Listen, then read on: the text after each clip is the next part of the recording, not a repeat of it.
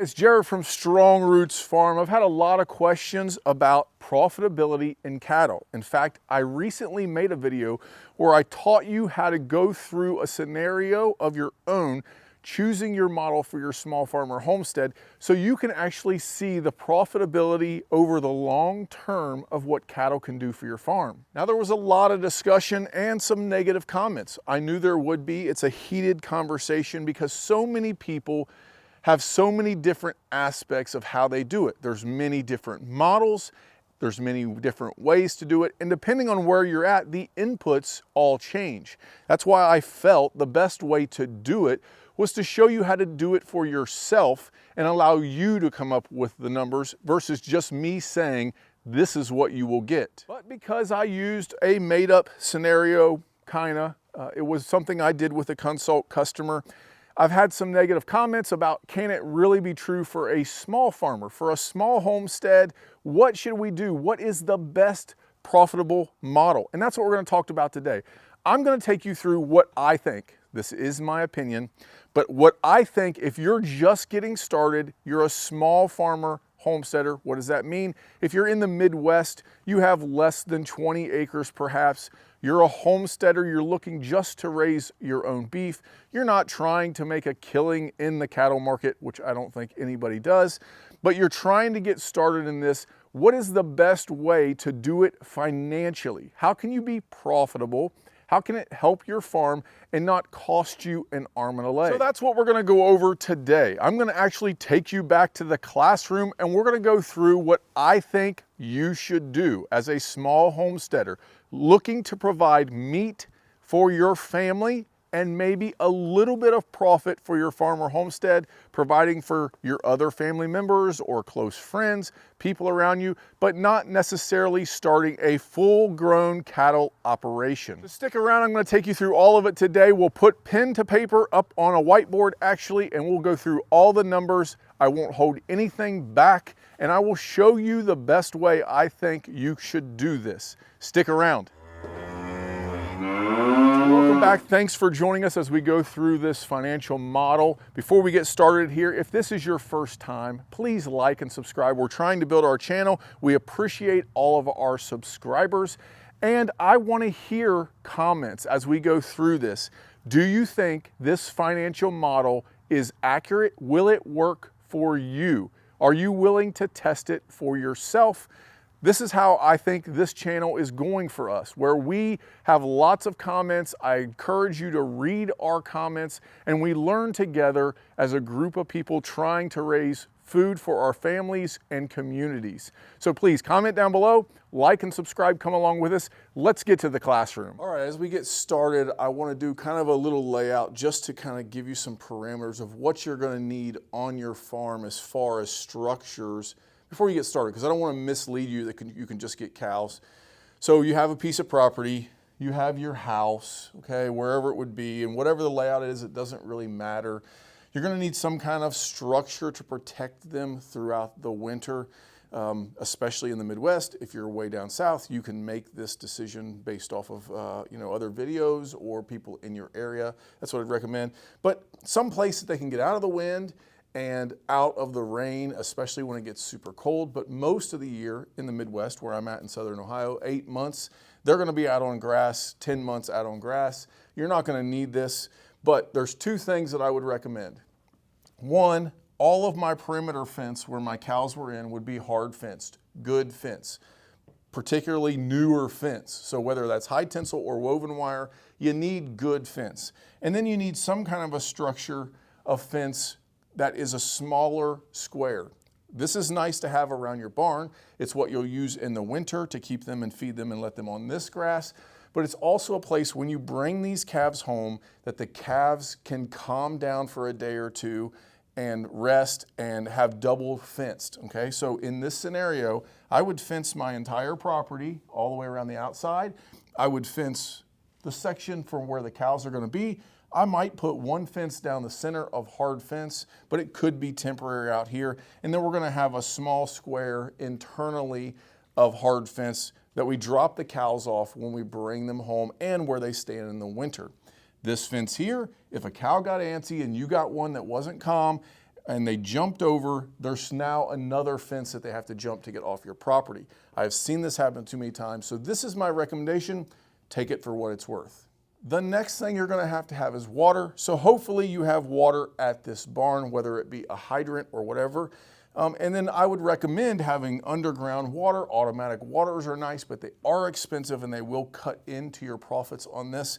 So perhaps one hydrant could be enough. Buy some 1/2-inch PVC or poly wire, or poly water line that is, and just make a hose bib and run it all the way through the pasture with some T-connecting and some valves.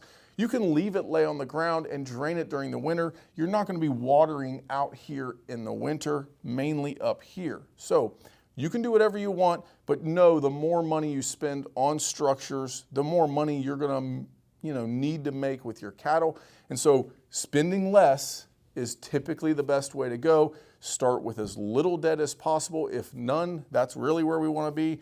And the cows don't care about the structure. It can literally be made out of skids with a roof to get you by. You can buy a yard barn for about $4,000 that a couple cows can be in. And I keep saying cows, but I really mean calves. So look at your structures first, but you need good fence to keep these in because they are an investment. Now let's get into the dollars and cents. Okay, so let's get into what we're going to put in our budget, okay, as we go through this.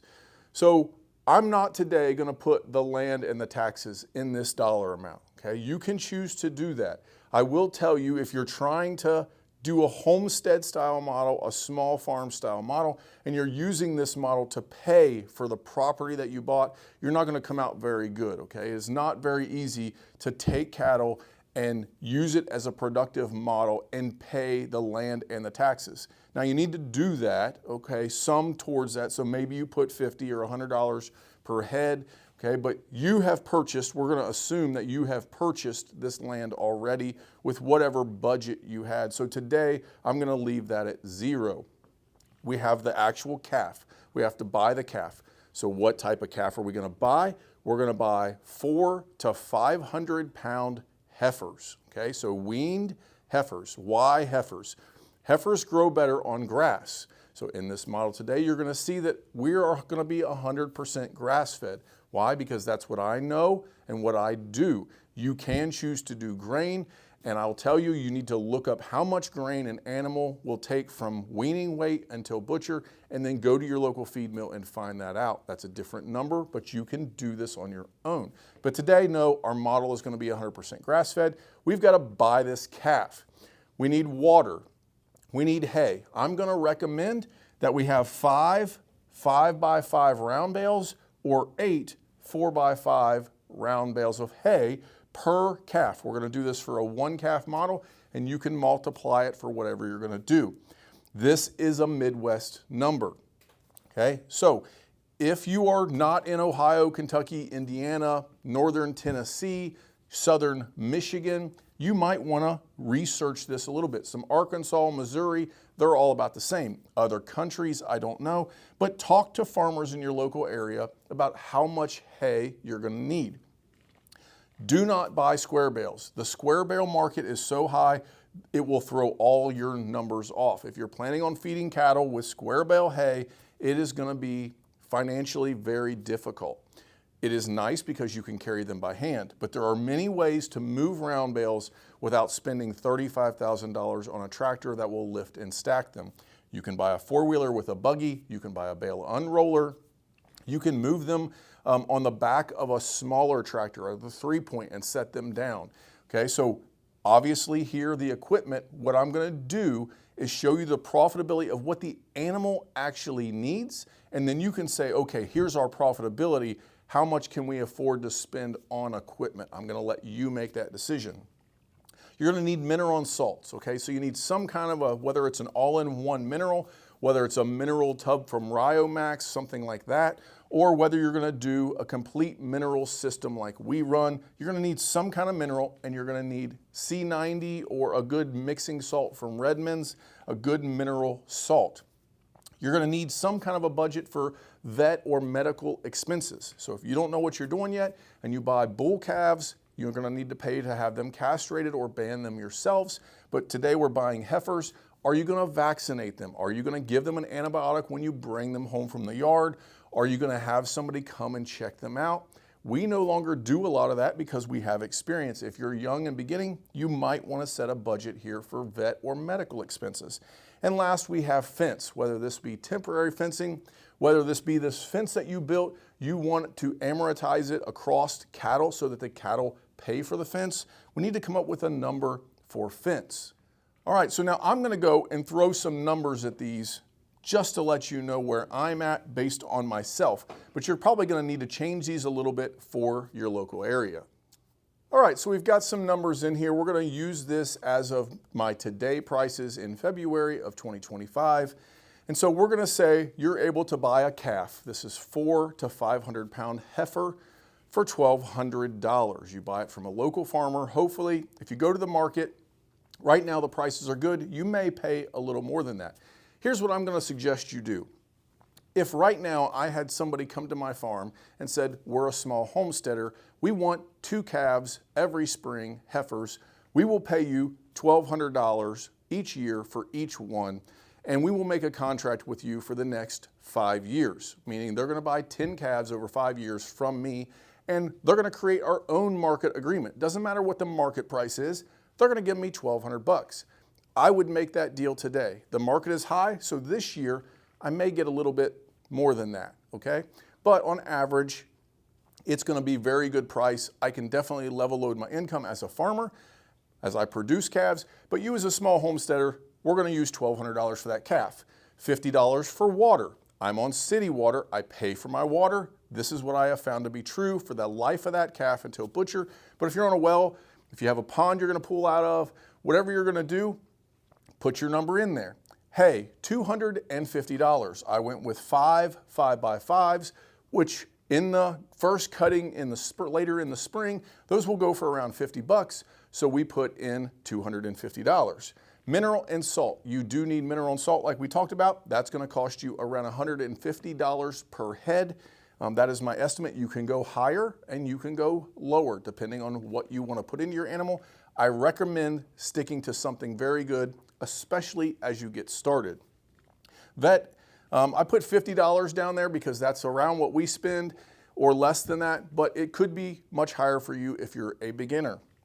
The fence, we went ahead and put $50. So this is going to be replacing temporary stakes and temporary rolls and things over time. You're just going to go ahead and take $50 out of this calf and put it into an account budget line, however you would do this, to say we're going to fix fence, make fence better, buy a new gate. Now obviously a new gate, you would have to raise 5 at only adding $50 to pay for a gate. So maybe you're just starting out, you want to make that number a little higher. But my fence is all in. This would work good for me today. And then I added a line for hauling. So you don't have a cattle trailer or a big truck and you pay somebody to haul those 2 calves for you or 1 calf for you, and you're going to pay $100 per head, about that. I would haul calves to you if you were close to me for $100 a head. You bought 2, 3, I would do it for that. So that's why I chose that number. So we're at $1,850 an initial farm investment. This could be anywhere from $1,700 to $2,100 depending on how you ran these numbers. But today, with the scenario we're doing, $1,850. All right, so now we have our initial investment of $1,850 a piece. I would recommend you buy 2 to 3 heifers depending on your land size. So let's talk about that here in the Midwest. If you're going to have 2 to 3 heifers, because of what I'm going to show you in the future, I'm going to recommend a minimum of 6 acres. You could do it with a little less, but you're going to spend more on hay. You could do it with less and feed grain, which grain is going to cost you. But to be safe, to allow you to have extra grass. Now, a lot goes into this. How good is your grass? Is it first year grass? How good is your land? All those kind of things. Are you in a holler where you don't get a ton of sun? Or is it a dry location? So where you're at would change this acreage. But if you live next door to me and you wanted to do this model that I'm going to show you, I'm going to recommend 6 acres. So in the spring of 2025 per se, we're going to buy 2 to 3 heifers, planning to keep them for 18 months. So now what I'm going to recommend through this scenario is that we do a succession. So every 6 months, we're gonna buy this amount and we're gonna butcher every 6 months. Now, what I will tell you is you could stack incomes here and stack meat, which is what I do. So I'm just gonna throw this in here. Every 6 months, if we take calves to my butcher, I can also take hogs. So for instance, you buy 2 to 3 heifers that you're gonna raise on grass, and then you have a pig pen, which we didn't talk about in our initial setup, but you have another pen where you can raise 2 to 3 pigs. So every 6 months, you would be going to the butcher and making a delivery. But as we stick to just cattle, in the spring, we bought our 2 to 3 heifers. We're keeping them for 18 months. In the fall, we're gonna buy 2 or 3 more. Next spring, we're gonna buy 2 or 3 more, and so on and so on. So I'll talk about calf selection here in a second, but I wanna show you where we're going. So we bought those in the spring, and when I say spring, I'm talking March, April timeframe of 2025. Now we come all the way to summer of 26. So what I typically do is I buy that 400 to 500 pound animal. So from March to March is my year. Then I take them through the spring flush of grass until I keep them as long as I can keep up with grass. So whether that be July, August, when the grass starts to slow down here in the Midwest, that's when I would butcher this initial round. So now we look at the summer of 26, we have 2 to 3,000 to 1,200 pound heifers. Same thing, winter of 26, the ones that I bought in early fall, like August or September timeframe, I'm gonna keep them for that year. And then through the fall flush of grass, I will sell them in December, maybe even January, depending on how good my grass is when I will decide to butcher them. So in winter of 26 and summer of 27, because we've been on the succession, right? This is how we're going to butcher and buy animals. Now let's go back to the numbers of selling now that we know when we're gonna butcher. One last thing though, because we bought 2 to 3 instead of just 1 when we talked about that initial hay, and we bought some in the fall, now we have 4 to 6 animals to take through the very first winter of 25. So we're gonna need somewhere between 20 and 30 round bales, depending on how many you bought, to get us through that winter. All right, so stick with me here on the income. So our initial investment was $1,850. Now, after 18 months, we have a butcher-ready heifer, right? We could also sell her on the market as a normal heifer, breeding heifer, if you get stuck with her and there's nobody there to buy the meat, but we're not gonna go through that option. Let's say you're able to sell both of those animals, perhaps keeping a half for yourself. But we have a butcher-ready heifer. She's gonna hang at 650 pounds hanging weight, around about there in this scenario, right? So we charge, personally, hanging weight when we sell our meat. So if you buy a half from us, it goes off of this weight. If you don't know what hanging weight is, it is basically the animal hanging without its head, hooves, and innards, guts, all the offal there, right? So we charge $6 a pound hanging weight, but we pay the butcher fee. So $6 times 650 pounds of our hanging weight is $3,900. You have a check coming to you for $3,900. But there's some more money going out now because you have to pay that butcher. So our butcher fee is going to be around $800. That's me personally. Your butcher may charge more or less, or depending on how you get the animal cut, would vary that as well. We also have to haul that animal to the butcher, and you pay somebody to do that for you in this scenario, or you have a budget to pay yourself back for the cattle trailer or whatever it is you bought to haul the animal of $100. And then we have our initial investment of $1,850 for a total of $2,750 out of your pocket to raise this animal. And that leaves the balance profit of $1,150 per head. Now, this is much higher than most people would get because you are selling all of the meat. You are distributing it. You're dealing with customers. You are not only a farmer now, you are a marketer, you are a salesperson, and you have customer service issues. It brings on many other things, but this is the money that you can make. Now, what I did was I took this $1,150 and I multiplied it by 0.6. So why is that? Because I want a year number. So we kept this for 18 months. So per year, each head on my farm is going to make me $690. Now, if you divide $690 by $2,750, which is what you have invested, so you bought an investment of $2,750, it provided you $690. That is a 25% increase on your money. So if you think of animals as buying a share of stock, if you could buy a share of stock from me today for $2,750, and at the end I would give you that $2,750 back plus $690 for a 25% profit, most people would jump at that deal. That is a great investment. So in this model, it is the highest rated model that I have seen small people, small farmers do that can get a high profit margin because you do so many aspects of the market chain. All of the trucking, all of the marketing, all of the things that the grocery store takes out of everybody else who sells to the market, you're keeping that money in pocket. Is this scalable? I have friends that do 100 head per year like this.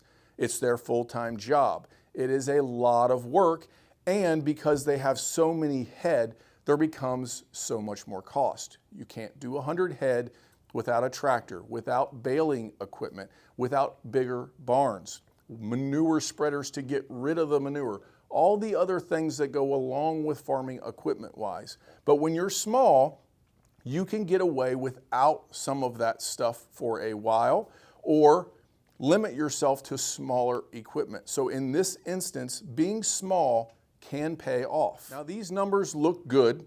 If you don't believe so, then I would not get into cattle because this is definitely a great scenario and there can come some cost. You can have loss, which means that $2,750 that you invested, if you lose 10% of that, okay, it's really going to cut into your bottom line. If you lose animals, if they run away because you don't have good fence, if you buy animals that are nuts and have to get rid of them and end up taking a loss, there are many risks in this game, okay?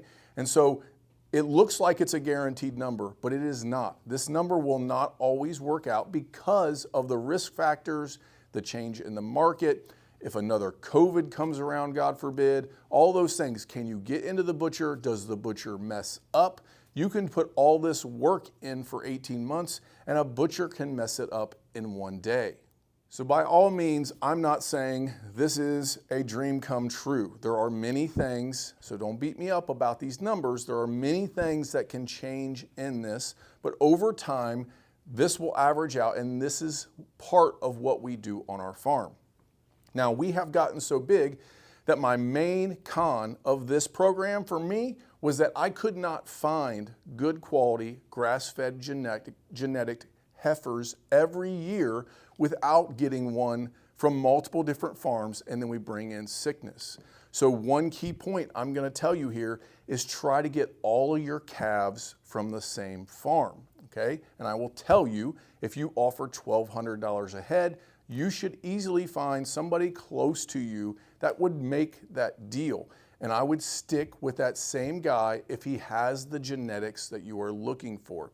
So let's talk about what should we be looking for in calves. Now, this question is going to answer a lot of comments that I've also had recently. What do I think about South Poles? What do I think about Dexters? What about mini Herefords? All of these different things. Here is my advice. Do not buy in the beginning to specialty breeds. Stop watching videos and listening to them about how great Dexters are, how great South Poles are. Buy something that is local, buy something that is reliable to get started, and that will sell also at a market if you made a bad decision. If you're gonna invest money, give yourself a way to get out. So what do I recommend? Okay, so I very specifically wrote down Southern Ohio and Kentucky because I'm giving you advice from where I live. But you need to check with a local farmer if you're not in this area. So in my area, I would check for Red Angus, for Baldies. What are Baldies? Baldies are typically black calves with white faces. They're usually a black Angus or a red Angus mixed with a Hereford. They can also be a black Simmental mixed with Hereford or something else, a crossbreed to that nature, which is why I've also listed Angus Cross. So you can buy black calves, but buying straight black Angus, I do not recommend. I've just had a lot of trouble personally with those. And my main point here is no dairy. So I see a lot of people in our area breeding black Angus or red Angus cattle with dairy breeds, and they're getting rid of very small, sometimes bottle calves in order to get rid of them, but they look black. Stay away from dairy breeds, okay? That's just my recommendation. You'll notice on here, I own some South Poles. South Pole is not on here. It is a specialty breed. I have a friend that breeds Dexter Angus crosses. There is no Dexter on here.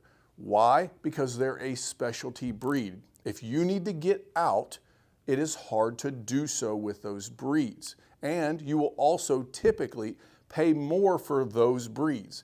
This is getting started. When you have a decade of experience in this, you can try your luck at something else. You can venture out, but get several years of experience with something that is commonly raised in your area. Now, if you're in Arizona, these will not work. If you're in Texas, this is probably not the breeds that you want to go with. You need to find a local farmer that sells beef and ask him what he raises and talk to him about, are they grass-fed genetic? That is what I recommend. All right, my last point is it scalable? Okay, so if you see this and you're like, well, Jared, you're telling us 25% profit. That sounds great. This could be our new way to make money on our small farmer homestead to help us get away from our town jobs.